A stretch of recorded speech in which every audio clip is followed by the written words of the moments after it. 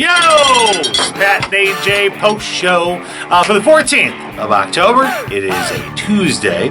Thanks for being here. I'd like to point out that yesterday, often we have these philosophical debates during the radio show as to what to bring up on the air. Mainly, it's AJ telling me, no, you can't talk about that. We'll get in trouble. Hey, I have to be the mom everywhere. You can tell which one of us was used to getting detentions in school and which one wasn't. She lives in fear of the man. Yeah. Me? No way, man. I'm a free spirit. That's great. But I loved how yesterday you put restrictions on us talking about I just figured out what you're going to say. A great local story.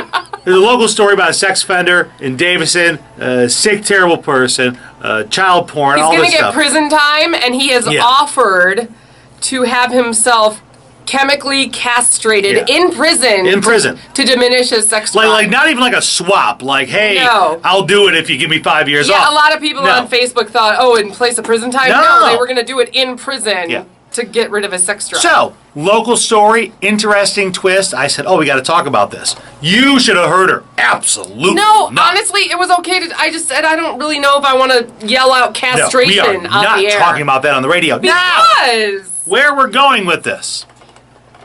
That apparently is off the table in poor taste. But this morning, AJ talking about pills filled with frozen poop. This is medical. It's a real story. Chemical castration is medical too.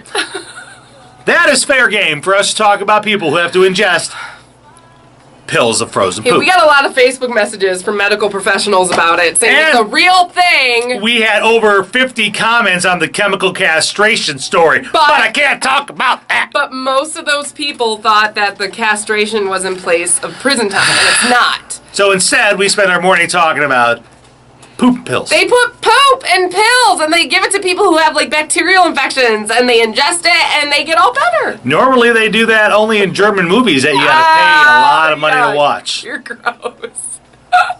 Moving on to other gross things. A story out of Detroit has caught my eye this morning.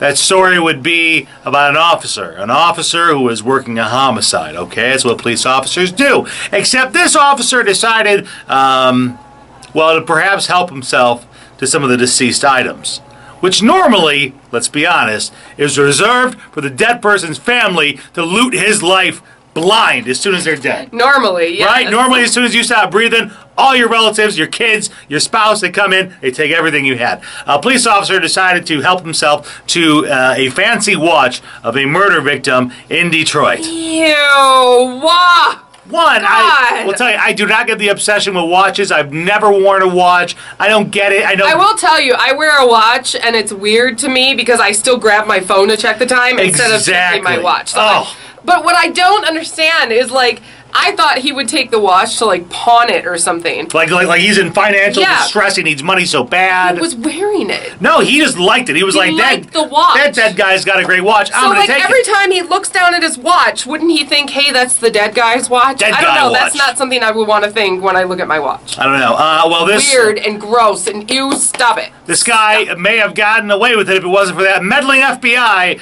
Zoinks. He was actually off in Idaho for advanced police training. He was on the fast track to being a superstar when he got a call from his boss to come back home. And they said, hey, you're going through all the pictures and the evidence, and turns out this guy's watch is missing. Yeah, what happened to his watch? You're wearing it right now. There's nowhere to come back from with that. When you're wearing the guy's watch. What are you talking about? That's not no.